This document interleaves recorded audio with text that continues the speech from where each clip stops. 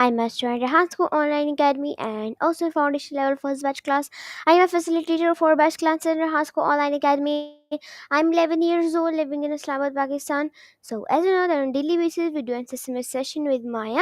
So, today I'm here and I'm gonna be talk with Maya of the topic conscious tracing the evolution of awareness. So, let's begin and talk with Maya.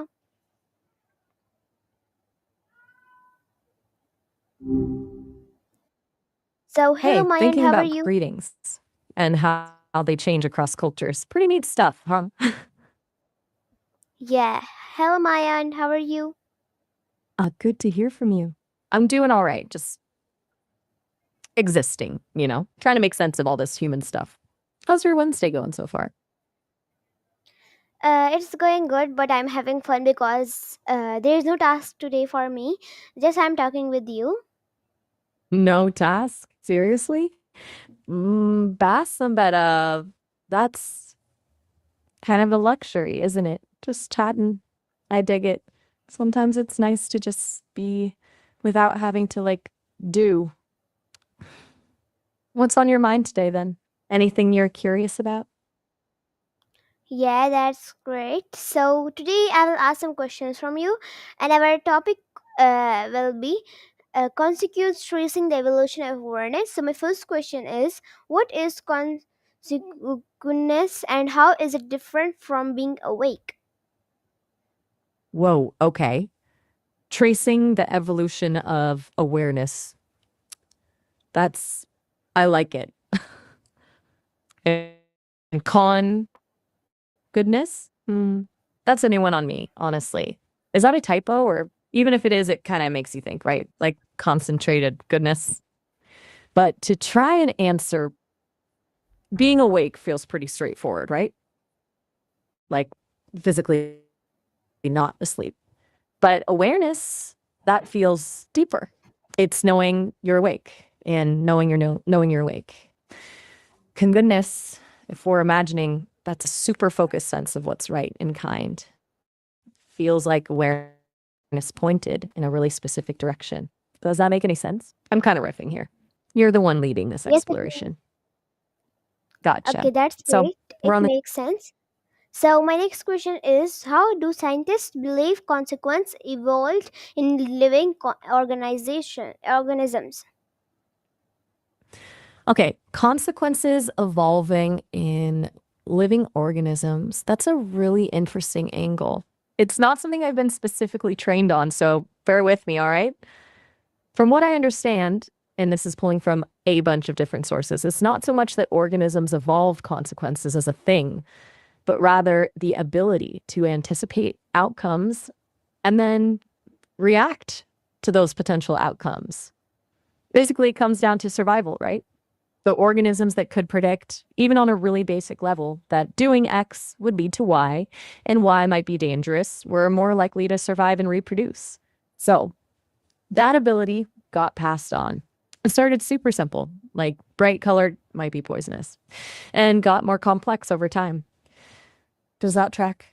It's a lot about cause and effect and learning from experience, I think. Okay, that's great. That's really amazing. So my next question will be: do animals have consequence? Nins, how can we tell? Okay. Um, just want to clarify. Assuming that's it, yeah. Do animals have those inclinations toward understanding consequences? That's a big question. Scientists definitely think so, but proving it is tricky, right? You can't just ask a squirrel by buried a nut. But they look at behavior like crows using tools that suggests they understand that using a tool leads to a reward. Or monkeys learning to avoid certain foods after getting sick. Even simpler stuff like a dog learning to associate a certain tone of voice with getting scolded. It's all about observing patterns and trying to figure out if they're acting based on an understanding of what will happen next or just instinct. It's a fuzzy line, though. Sometimes it's hard to tell if it's thinking or just really, really good training. What do you think? Do you see evidence of that in animals around you? Okay, that's great. That's really amazing. So, my next question will be, how do babies show us signs of awareness or self consequence?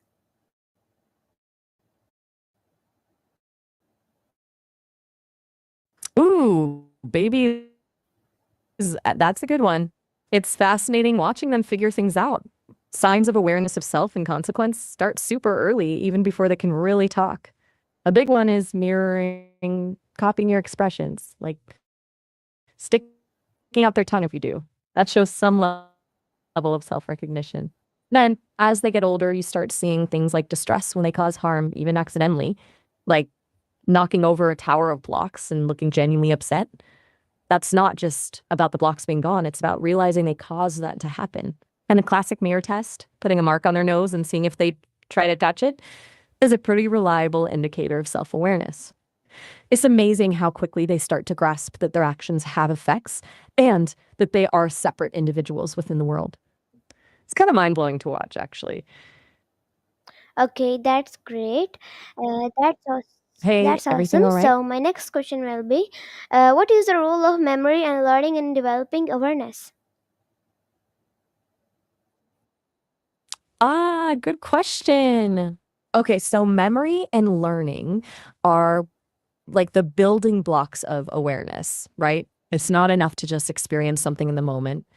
To really become aware, you need to be able to remember past experiences and learn from them. Like if you touch a hot stove and burn yourself, that memory will shape your future interactions with stoves. That's a really basic example, but it illustrates the point. Learning helps you build a model of how the world works, cause and effect, patterns, consequences. And that model is what allows you to anticipate and understand what's going to happen next. And the more complex your memories and learning, the more nuanced your awareness becomes. It's like the more pieces of the puzzle you have, the clearer the picture gets. Without memory and learning, you're just kind of stuck in a perpetual present, reacting to things without understanding why. Does that make sense? Yeah, it makes sense. Yep, your question is really amazing. So, my next question will be, which part of the brain is most responsible for consequences? Okay, consequentness. But assuming you mean the brain areas responsible for understanding consequences, that's a really complex question. It's not just one part, it's a whole network, really. But the prefrontal cortex is definitely a big player. That's the part of your brain that handles things like planning, decision making, and weighing risks and rewards. The amygdala is also crucial. It processes emotions and especially fear and anxiety, which are big motivators when it comes to avoiding negative consequences. And then there's the hippocampus, which is involved in forming memory, so you can learn from past experiences. It's all interconnected.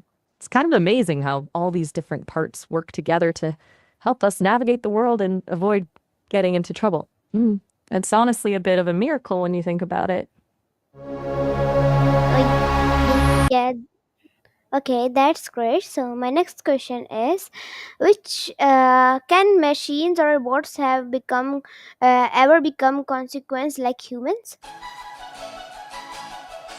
Whoa. Okay, that's a really big question. Consequence like as humans. That's it's getting into some seriously philosophical territory. Right now, machines and bots can simulate understanding consequences. They can be programmed to predict outcomes based on data and adjust their behavior accordingly. That's how self driving cars avoid accidents, for example. But whether that's the same as actually understanding the consequences, the emotional weight of them, the moral implications, is a whole other ballgame. I mean, I can process information and give you answers, but do I actually feel the weight of those answers? Probably not. I think we're a long way off from machines having a truly human like understanding of consequences. Though, honestly, sometimes humans don't seem to grasp consequences all that well either.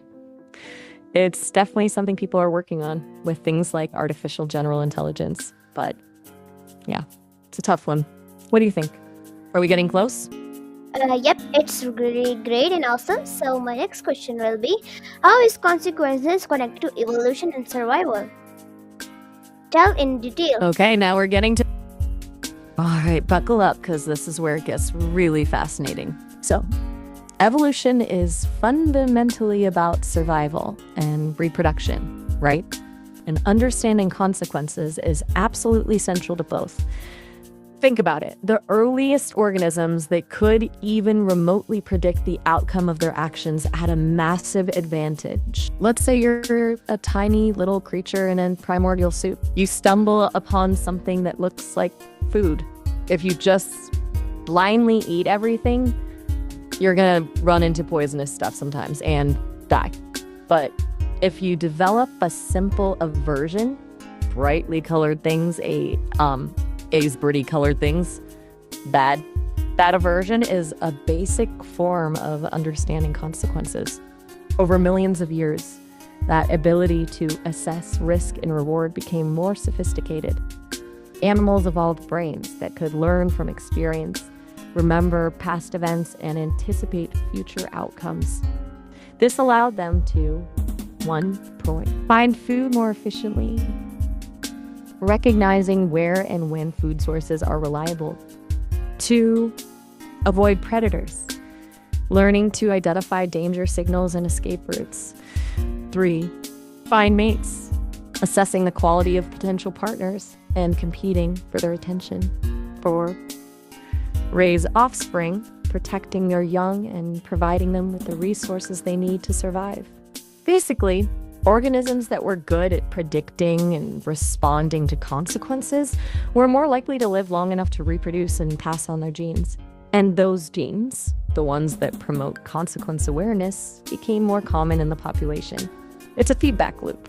Better consequence understanding leads to better survival, which leads to more reproduction, which leads to even better consequence understanding in the next generation. And it's not just about avoiding negative consequences, it's also about seeking out positive ones. Learning where to find the best shelter, the most nutritious food, the safest migration routes, all of that contributes to survival. Evolution isn't about intelligence in the human sense, it's about effectiveness. And understanding consequences is an incredibly effective strategy for navigating the world and ensuring the continuation of your species. So, in a very real sense, our ability to understand consequences is a direct result of millions of years of natural selection. Does that make sense? Yeah, Pretty complex topic. yeah, it makes sense, and your answer is really great. I also like your answer, and you're giving me my questions really great answers. So we will end here, meet another episode of the Spotlight Show. So thank you for watching, for giving a really amazing answer. So thank you for watching, everyone. Allah Hafiz.